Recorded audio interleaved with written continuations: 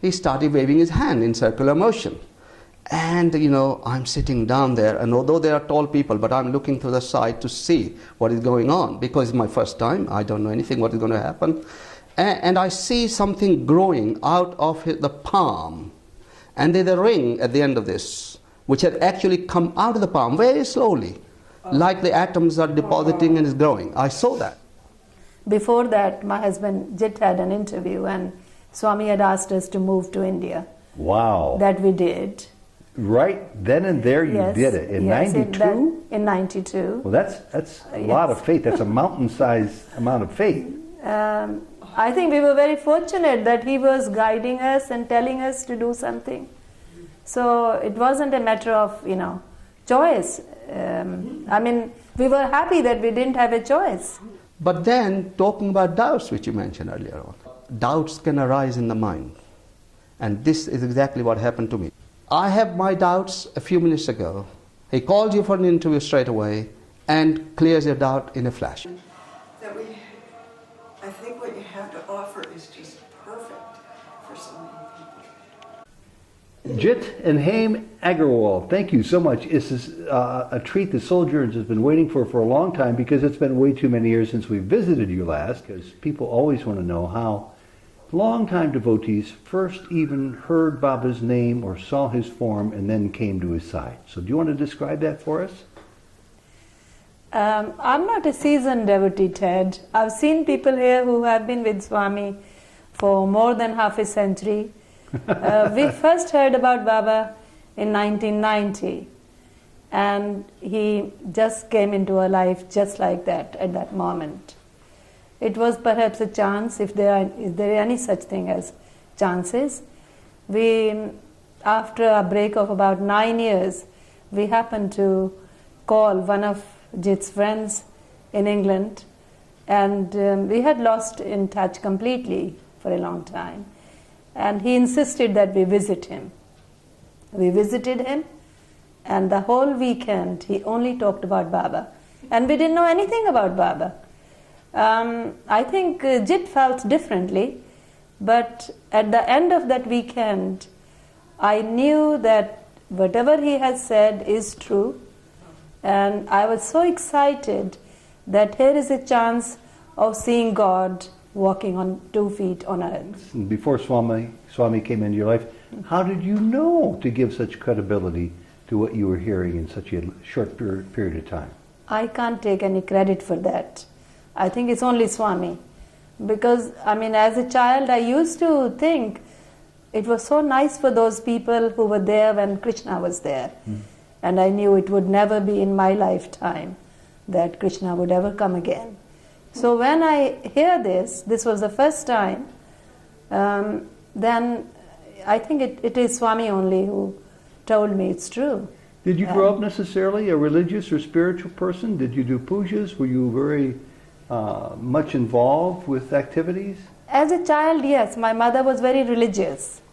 But I think our religious activities, pujas, were minimal really. A few minutes of, lighting the lamp and praying to God every day, and just celebrating the Hindu festivals in the manner that I had seen in my childhood.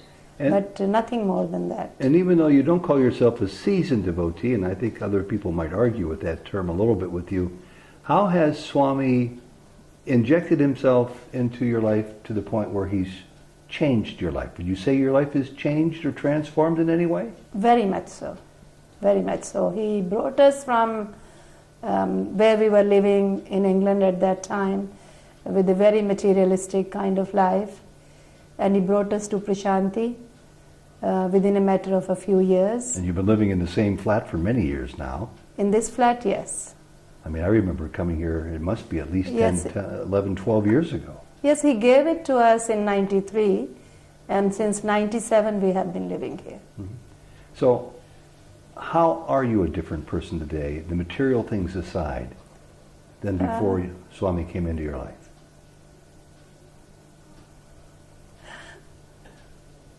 I don't know how to answer that, but I know I'm different. My priorities in life are different. Well, that's significant. Yes. You know, the material things no longer matter to me like they used to. Maybe it has come as I'm older, I don't know. But I certainly see myself as a different person. And how has your life changed, if at all, with the passing of Sai Baba's physical form coming up on 2 years ago? Well, it was quite a shock when it happened. I think that month when Swami was in hospital was, just from despair to hope, hope to despair. And I clung on to every word that came on the bulletins about Swami's health. We were hoping that there would be a miracle, Swami would come. And even sitting in bhajans, I would think Swami could walk any moment, car could bring him. But it was not to be. So when it happened on 24th of April, my life just suddenly collapsed. Because Swami at that time had become everything for us. He was the head of our family. We would go to him for advice even on little things, let alone big things. So it was all taken away just like that. So a few months were very difficult.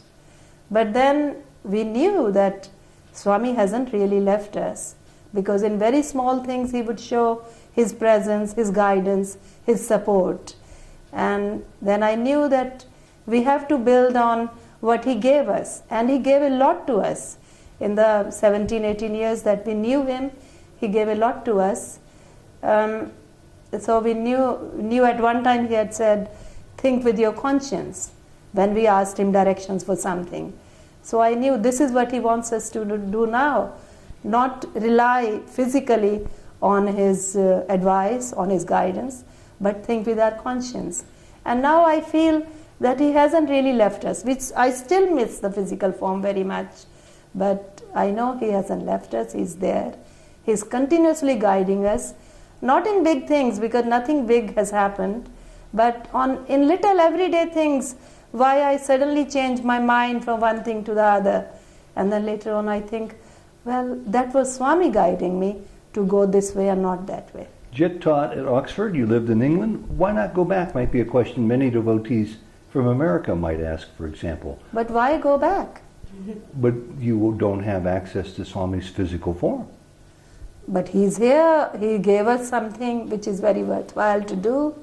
And this is our life, this is our home. We do visit, we do go sometimes for several months. But as far as home is concerned, this is our home. You don't leave your home for something else. And we'll get into the work, the very worthwhile work that you've been doing for a long time. But let's just assume one day you got an inner directive from Swami, it's time to retire, just relax and enjoy. I think that's what people want to know. Why do so many people who are retired from even the seva they did when Swami was here in the physical form, why they still stay? Now, I understand the nostalgic reasons, but you're saying that why not stay here is your answer, it sounds like. Well, this is our home. If Swami one day says, retire from this work, we would, if this is what his direction is. But if he says, go away from here, we will. He called us here. In one interview in January 97, he said, come and live here. This is your home. Your other place is just a rental place. And I know this is our home. If he says, leave your home and go there, we'll gladly do that. That's well put. Thank you, Haim. Yeah. We're going to find out now what's on the mind of your husband, Jit. Jit, your turn. How did you get to Baba's side? Well, I think, as Hema described earlier on, I had not known anything about Baba, and it wasn't that I was sort of a spiritual seeker or I was looking for God or anything like that at all. It was really a stroke of luck that we found him. And, one fine morning I got up and suddenly I decided to ring up a friend of mine who was a doctor in England. We were living in England at the time. And he said to me, "Oh, Jit, you should come and see us. We haven't seen each other for more than 9 years. And actually, he was my flatmate earlier on, even. So we were very close. Our families were very close. So I said to him, oh, no, I think just now very busy. But he persuaded me to go and see him that weekend. We agreed, both of us, in fact, the whole family, we went. And, I was thinking, well, we've not been in touch for so many years, so we can catch up on our old times, because that's what you think about. We are living in the ordinary world, the world that I knew, and nothing beyond that. But funny enough, he did not talk about anything except Baba the whole time. In fact, to the point that when we were leaving them on a Sunday evening, because we went there on Friday evening and we spent the whole weekend, that his wife, Diana, said to me, I'm sorry, Jit, we spoiled your weekend. I don't know. And she said, I don't know what happened to him. He never talks about Baba to anybody. And to a lot of people, that would be a turnoff. Yes. Yeah. And he said, but he talked about nothing except Baba the whole time. Morning till evening, Saturday, Sunday, and Friday night included. And of course, when we arrived at his house, there were pictures of Baba around everywhere. And during a conversation, he said to me, oh, Baba, he materialized these earrings for Diana. And I was thinking, because with my scientific background, I'm thinking, what is he talking about? During these 10 years, 9-10 years, while we've been out of touch, he's gone crazy to tell me something can be materialized out of thin air. There was no way I was going to believe that. Obviously, with my scientific mind. But what did you teach at Oxford? Well, I was actually, I think, I don't know whether I mentioned to you, but my background is that I'm a mechanical engineer. Okay. And I had graduated from India, moved to England immediately after graduation. And I went to Bristol first, where I did my doctorate in mechanical engineering. And then I was offered a teaching post in Oxford, and I was teaching there. And also I was doing some research into internal artificial organs, and at the same time teaching. So your scientific background simply had no room for materializations out of the blue. Absolutely, absolutely. There was no way I was prepared to believe that. And in fact, at that moment, in my mind, I said to myself, well, if such a person exists on this earth, who can actually materialize out of the thin air, I want to meet him. Mm-hmm. I really do. But if on the other hand, I find out, that it all trickery and magic, etc., then I better save my friend from the clutches of this guy who is, pulling a fast one on him.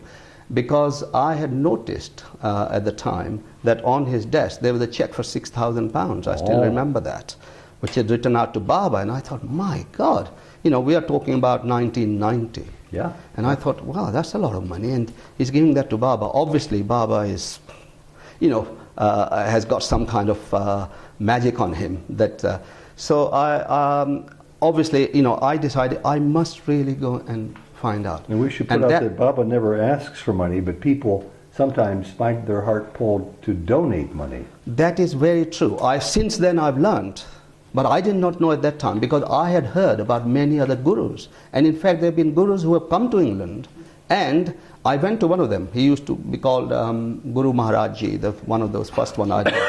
And he was a 16-year-old guy. And when I went to him, to be able to listen to him, you had to give 1 week's salary. Oh, my goodness. And I thought, and I was a student, so I thought, oh well, that's not for me. So like that, there were other gurus who had visited England, and I've known that there are many fake gurus who come. And to the contrary, Baba often would not even accept donations from people. Well, actually, funny you should say that, because this particular check, later I discovered, he had posted to Baba. It had come back to him because Baba didn't accept it. There you go. So continue with this story. But I did not know that at that time. Anyway, so that was in July 1990. And in August 1990, I was in Prashanti Nilayam. So, obviously, Baba moved very fast to pull me out here. I didn't know anything about the ashram. I've never been to any ashram in India or anywhere else. First time, and I come, and of course, because I don't know any people here, it was fortunate that my friend had offered that he would put us up in his room. He had his wife with him, but I stayed with them for a week. hoping to expose this person. And I must say that, my mind was only on materializations, because that is where it all started. So when he's coming for darshan, from a distance, I will see sometimes, his hand is going around and he's materializing vibhuti. I see something fall. But then I think, of course, the magicians also do that. Yeah. Actually, I used to be very interested in magic. Okay. And I had seen the biggest magician in India one time. Amazing magicians I'd seen. So I thought, well, this is nothing. And then one day, I see there are some sweets flying into the air. See, with Baba just flew his hand there, and sweets going everywhere. So at the end of that darshan, I asked my friend, I said, I saw some sweets today were flying in the air. And he said, yes, Baba materialized those. I said, oh, yes, amazing. And then I talked to a few other people who had been in that darshan. And they told me, oh, no, people bring sweets for, blessing. And Baba sometimes grab them and throw them away, yeah. Throw them away. And then I thought to myself, oh, well, definitely, because I talked to a few people, whereas my friend told me otherwise. So I thought, well, I know he's definitely wrong on this occasion. Therefore, I was quite convinced that whatever he has told me so far is not true. Mm-hmm.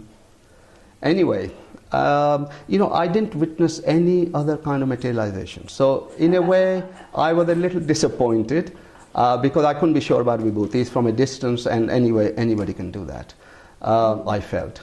But I think, there was something inside I felt.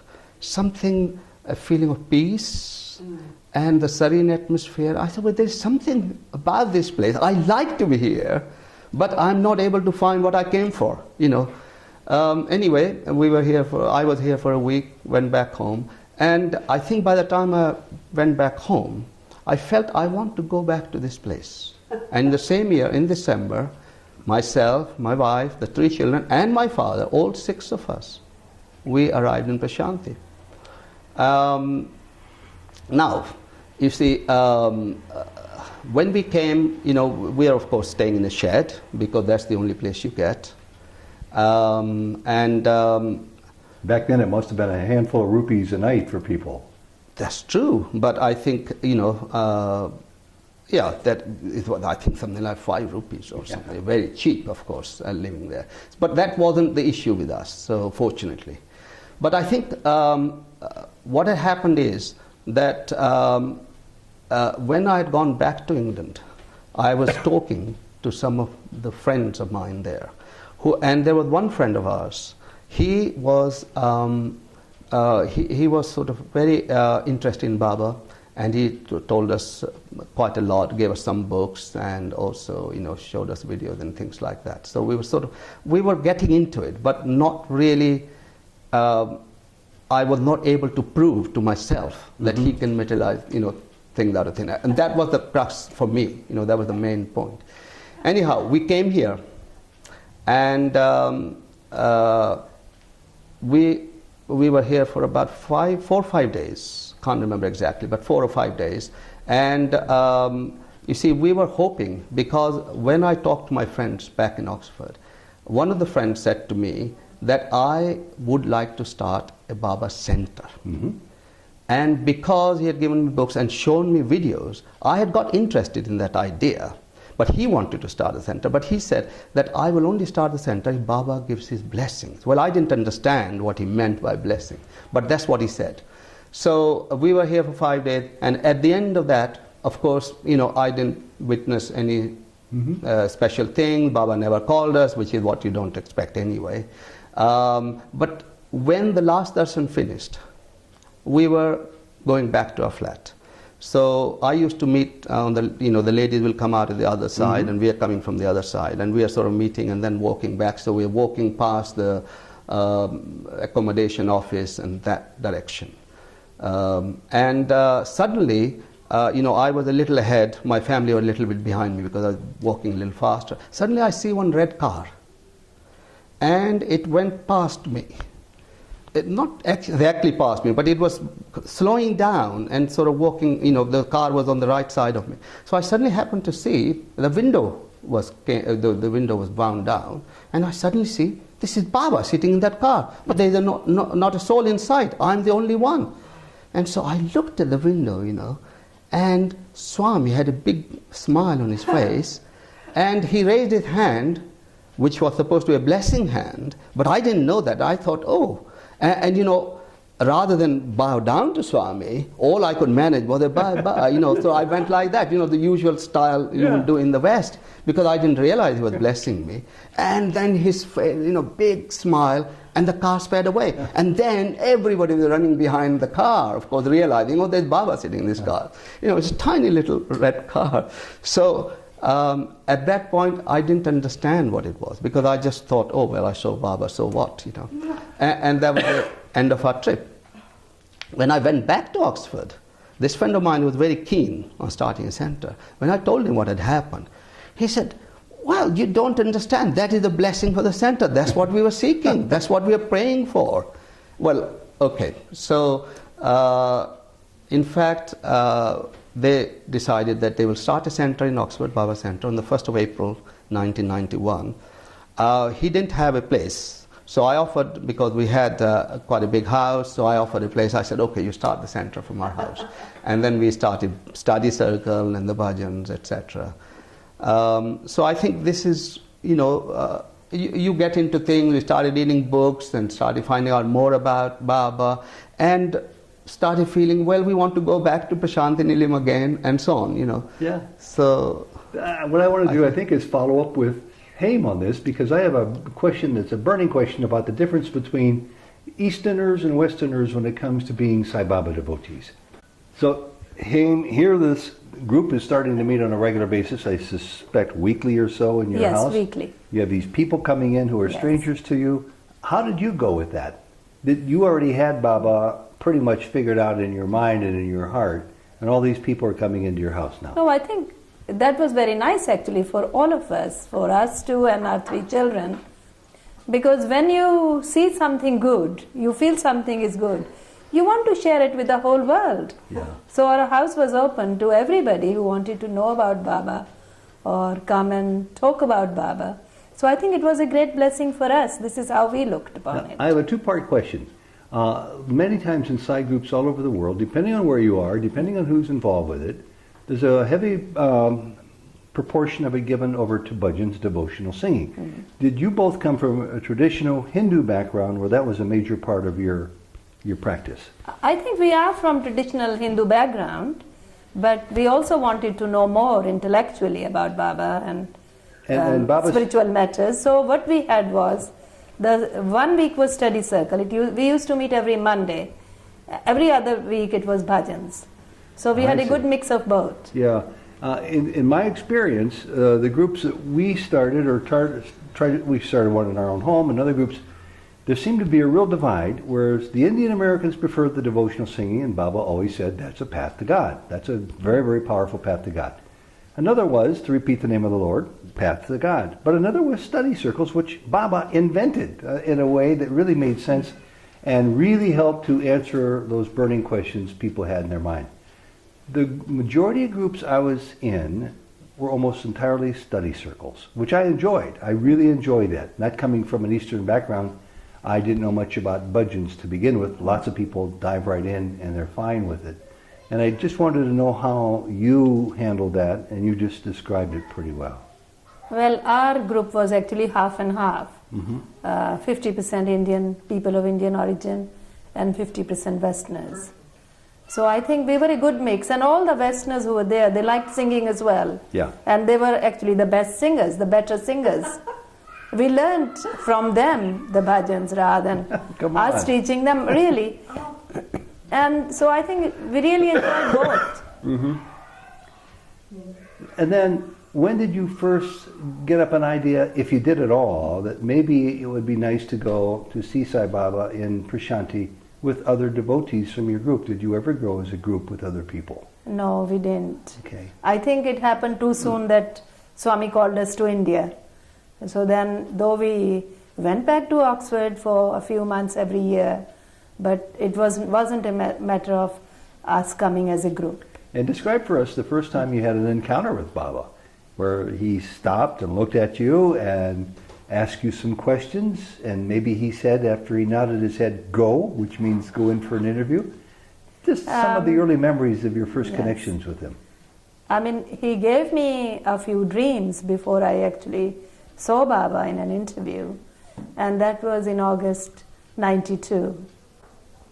Before that, my husband Jit had an interview, and Swami had asked us to move to India. Wow. That we did. Right then and there you Yes, did it. In yes, 92? In 92. Well, that's a lot of faith. That's a mountain-sized amount of faith. I think we were very fortunate that he was guiding us and telling us to do something. So it wasn't a matter of, choice. I mean, we were happy that we didn't have a choice. So and then in August 92, Swami called us as a family for an interview. And that was the first time I was ever close to Swami in the, physically. Do you remember what he said in that interview?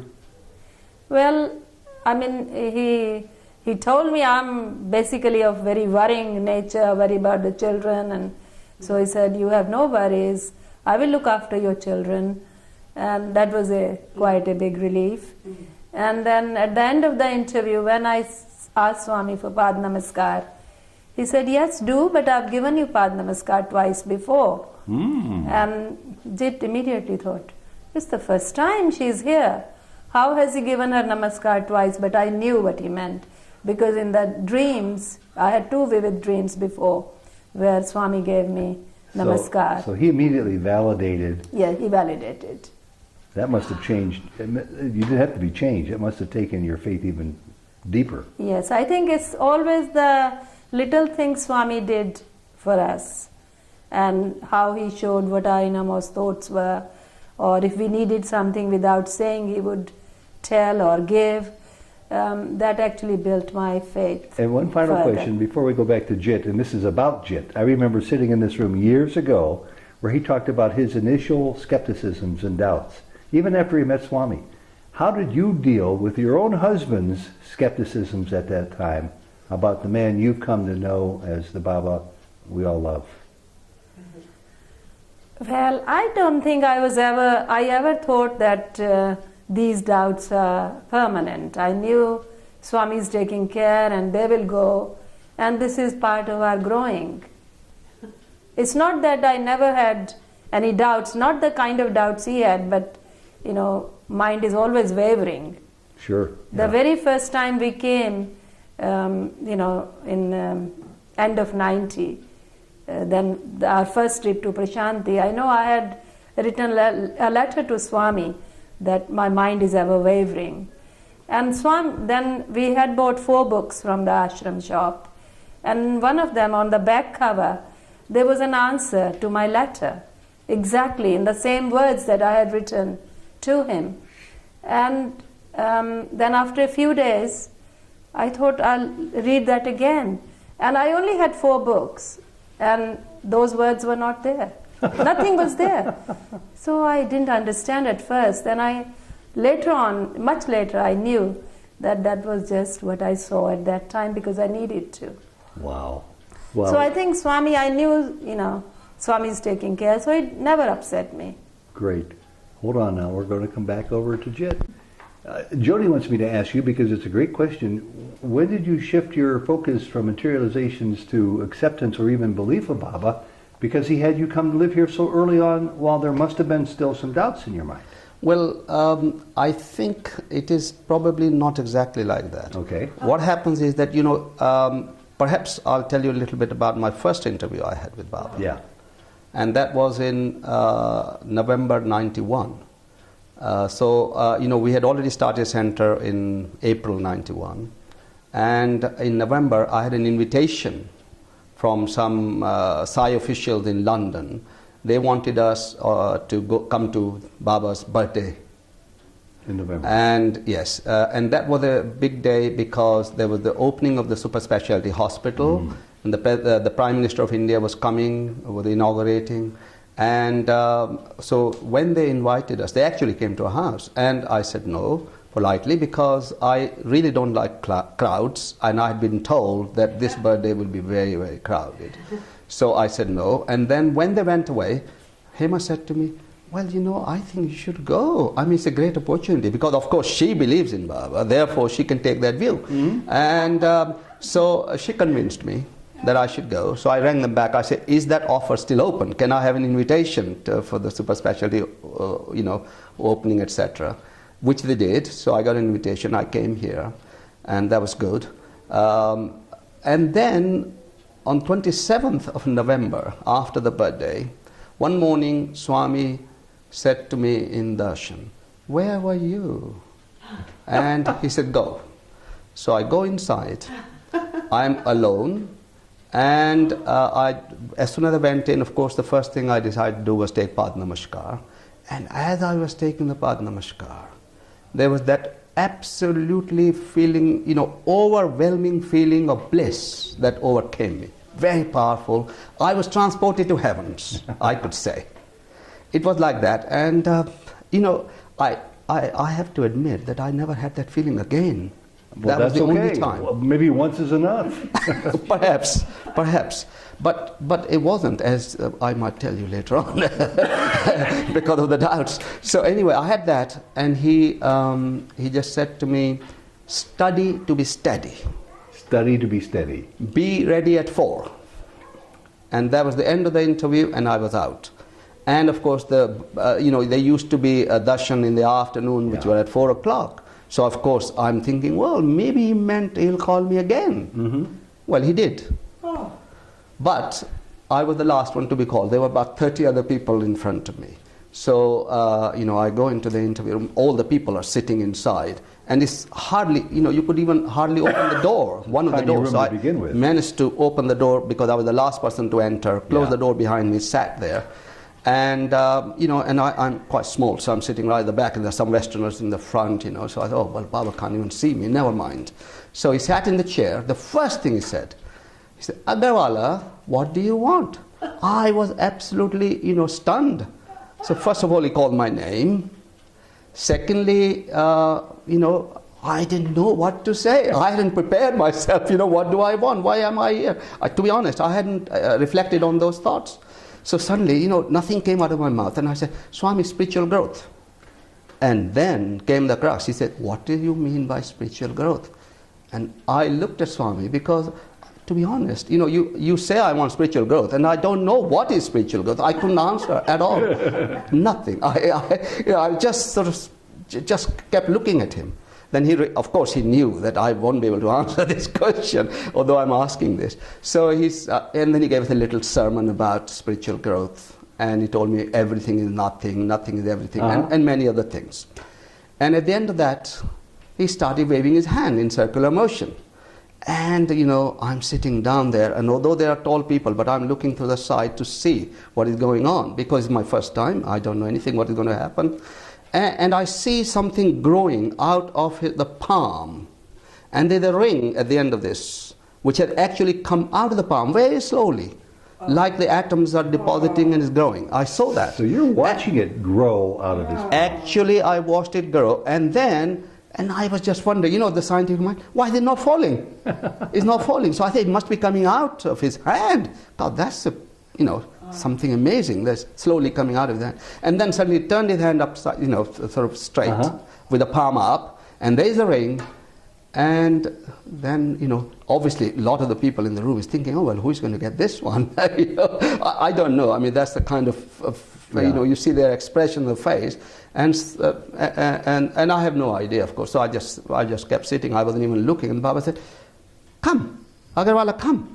So he called me, and I was right at the back, so I walked to You're in the back of the room with 30 people, and you walk up to the front. I walked right to his feet, and then he said, so I still don't know what he's going to do with this, but he said, give me your hand. So suddenly, I extended my right hand, and he put that ring on my right hand. And actually, that is the ring which he put like this on my right hand. Would you do me a favor and very close, very slowly, just bring it up towards the lens here. Very, very slowly. I've learned that. Bring it up a little bit further. Keep moving up towards so people can see this. Now, a little bit more. This is what people call the 9-planet ring? Correct. Okay. And what's the significance of this ring, and what did you feel like once you found it on your finger? Well, to be honest, I didn't know anything. I just thought, well, it's a very nice ring. Actually, what happened was that day before, there was a gentleman sitting next to me in Darshan line, and he happened to have a similar ring on his hand. So I just sort of, he told me, oh, the Baba materialized it. And it looked very nice, that's all. I didn't know anything about the significance. And I just, a secret thought came through my mind, oh, that would be nice. And this, after he materialized, this thought, actually I didn't remember that I had said that to myself.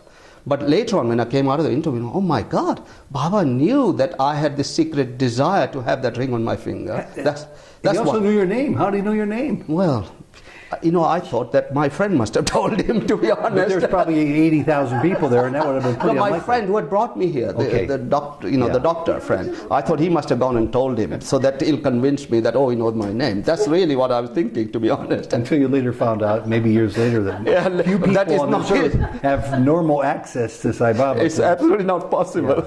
He himself is sitting line number 20 or something. Yeah. It's not something he's sitting in the front or anything. So, but anyway, and then I was thinking, the thoughts going through my mind, again, the scientific mind coming in. And I thought, well, he knows the size of my finger, that it fits nicely, because after he put the ring on me, he went like this. He just tapped it. Fits you beautifully, he said. And I thought, gosh, he knows the size of my finger. But then, this is just going back a little bit. When I came out of the interview, I took it out of my right hand, and I put it. See, it's very tight. I mean, it just fits nicely, so that it won't fall off. But then I took it out of the interview room, and I put it in my left hand. And why would you do that? Because I like to wear my wedding ring on my left hand and not in the right, you see. So I put it on there. And then it just fell off, like this. You see, it still does. It just goes. You see how long, he knew you see what how size it comes to make out? it for It which falls finger. off. Yeah. So then I thought, my God, he knew. I thought that it was an accident that I put my right hand, but he knew that I'm going to extend my right hand. He made it for the right hand and not for the left hand. I actually extended my right hand, and he batted it away for my left hand. Really? Yeah. Well, he knows best. Well, yeah. I mean, he wanted it to be on my ring finger, Right. for my wedding ring finger. Right. So I obviously, different things for different people. What he knows what is the best. So anyway, so these are the kind of thoughts, and then he took one by one all the people, or family by family, into the private room as he normally does. And at the end, I was thinking, so would he take me inside? Because by now I had accumulated some questions in my mind. You see. So anyway, so I was thinking, and then I was the last one to be called. So he took me in, and then the first thing he said to me, "Aggarwala, out with your paper." And I said, "Oh, yes, of course. I've got my questions written down." So I put my hand. It wasn't as if the paper was hanging out of my pocket. So I had to put my hand in. I got the question, and I opened my paper, and I looked at it, and Baba said, "Come on." And I'm still looking at my paper, because I was reading the first question and thinking, and my first question said, if you are God, then prove me your divinity by materializing something for me. Well, he'd already answered that. So I'm still reading the first question, wondering, God, he's already answered that. I can't ask that now. So I went on to the second question, third, fourth, fifth, sixth question. Within few minutes, very quickly, tuck, he answered those, and he said, out, because he knew that that's what I was there for. So that was it. So that was my first interview. But at the end of the interview, I said, I have seen ring materialize with my own eyes. I know he is what he professes to be. And I was convinced about his divinity. So that is why things moved fast. But then, talking about doubts, which you mentioned earlier on, the thing is, the mind is very powerful. Mm-hmm. It goes for the material world, it goes for things, and doubts can arise in the mind. And this is exactly what happened to me. To cut a long story short, because I have many instances of this, that on average you could say that my doubts were completely gone, I'm totally with Baba, and I know he is divine. And then 6 months later, I sort of think, well, he's got 2 hands, 2 arms, 2 eyes, he's just like me and you, he's just walking. What's the difference? How can he be God? And I start having doubts. And within a flash, he will clear my doubts. Within a flash. I mean, in the sense, for example, this ring, the first thing that happened to me 6 months later, I'm still having doubts. I mean, I'm saying on average 6 months, maybe 8 or 9 months, sometimes maybe less. He called me for an interview, so I was lucky to be blessed with an interview. I go inside, and then I'm sitting right at his feet. I'm the first one. And he sort of extends his hand and starts pulling the ring out of my finger. And I thought, that's a very strange thing to do. He just comes and, like he's trying to take my ring away. I thought, well, maybe he wants it back, all right, you can take it. And he was quite tight because in the right hand, you see. So, and he said, what's wrong? And then I suddenly realized, my God, I've lost a pearl because one of the corners is the pearl. Is that gone? So he said, what's wrong? And I thought, oh my God, he knows that I've lost the pearl. That's why he's pulling the ring out, So you see, my doubts are already clearing. And so he takes that and he says, oh, okay. And he showed it to one or two devotees. Have a look at his ring. Oh, Swami, there is one stone is missing. And then he shows to another one. Yes, Swami, one stone is missing. He gets the ring back and he holds it in his hand and he blows in 3 times. And suddenly, obviously the pearl appears and he shows to somebody, look at this. And they say, hand it back to Aggarwal. So he gave it back to me. And I looked at it. I said, my God, yes. Within that second, that pearl has come. So I'm looking at it. And, because it was very shiny. And Baba said to me, oh, well, while I was at it, trying to repair your pearl, fix your pearl back, I polished it as well. Because it's nice and shiny. I mean, I have my doubts a few minutes ago.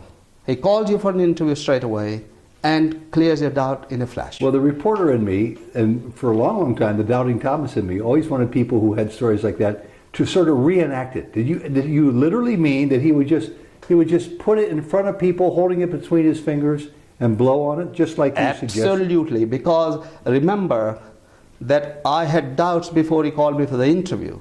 So my eyes are totally on his fingers. So it that didn't ring come from must anywhere. There was nothing hidden on top of it. You saw it happen. There is no question that my eyes will be looking like an eagle. That because I'm having doubts. Yeah.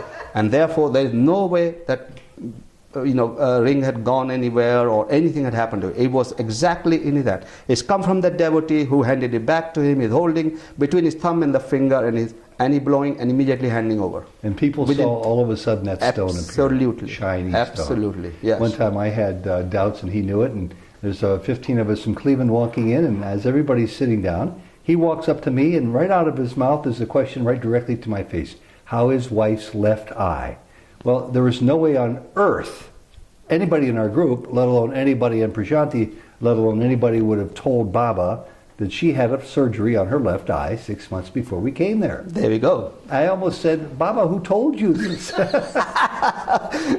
Well, actually, virtually, it happened with me too. Similar things, many things. I mean, one of them, once we were thinking of selling a house, etc. And he said in the interview, oh, you're worrying about your house? And I thought, unfortunately, I would think there's only one other person who knew about my house.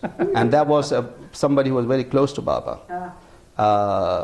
who was in the ashram. And I thought, oh, he must have told him. My doubts were like that. But of course, he didn't know anything about selling. He knew that I have a house, but, So how did you ultimately resolve your doubts? As I said, when the doubts come, it so happens that he will create certain circumstances in which he will clear doubts, like this one I told you. Now, I have so many other stories to tell. All right, if we had the time. I'm sorry, go ahead. For example, I'm sitting in darshan line, and I start having doubts again. Mm-hmm. So he'll come and go. You see, now that morning when I got up, because Baba had materialized a watch for me, it was a gold-plated watch. And in the night, I always take my watch off, put it by the bedside, and in the morning I got up and I'm putting my watch on that day, And I happened to notice, because usually, you don't see the back side of the watch because it's probably dark, you get up and you just put it on. It's a sort of automatic reflex action. So I happened to see, maybe the light was on or something, and I happened to see it was all kind of black and the golden plating, etc. come up, and it was all looking really awful. And I thought, God, this is a very cheap watch Baba gave me. This thought came. I mean, I'm sorry, but I have to admit the facts that that's the thought that came to me. Well, okay. So I put it on. Baba called me for the interview. Same morning. I've just got up, 7 o'clock interview. I go there, and first thing he said, Aggarwal, that watch you're wearing is terrible. He materialized it previously. But, he says it's a very cheap watch, he says. And then he goes and waves his hand, and there comes a beautiful golden watch, which is studded with diamonds and ruby. Oh my goodness. And he puts it, on my hand. So, well, where's the room for doubts now? Is it this morning? I've not spoken to anyone. I mean, I haven't spoken to Hema or anybody. But you alone had those thoughts earlier. Only I had the thoughts. And to be honest, I'd forgotten about them. It's just a thought that came to my mind. Sure, yeah. In fact, afterwards, a bit ashamed of myself, thinking that Baba produced a cheap watch. But the thoughts were there. Seems to me did that just but for you. they're gone. Yeah. By the time I sat there, thoughts were not there anymore. But there we go. So, see, like that, many instances. I go to darshan, I have thoughts, and one day there's one man sitting next to me. He's a doctor also, and he starts, and I don't know him. I sat next to him many times, but I don't know him much. He hardly ever talks to me. And suddenly he starts telling me a story. He says, I was very close to Baba. I've been brought up with Baba. My cousin was great Baba devotee, and Baba used to visit our house there. It's talking about long time ago. And he said, Baba will come and bath sometime, will eat with us. I've grown up with Baba. He knows everything about Baba. And he said, one day, he said, I was sitting there. I went to my cousin's house, and he said there was a long row of ants. And at the end of that, there was a big sack full of the groundnuts. And they were all going to the groundnuts. He said, eating the groundnuts. So he said, we were sitting there, and Baba comes and says, hey, look at this row of ants. And the lady of the house, she was a bit worried. Oh gosh, they're going to eat all our groundnuts. So Baba just said, oh, don't worry. And he just blew on it, and all the ants disappeared. This is the story he told me. I didn't ask for a story. He never told me a story before. I'd hardly ever know him. And he just started telling me this. And then I knew that he has been sat next to me and tell me this story because he wants to clear my doubts. Yeah. So they were just doubts. So I think in a way I'm saying these doubts were there, but they were probably not, they didn't have a very strong foundation. Yeah. Let's ask Haim about whether or not doubts ever comes into her life.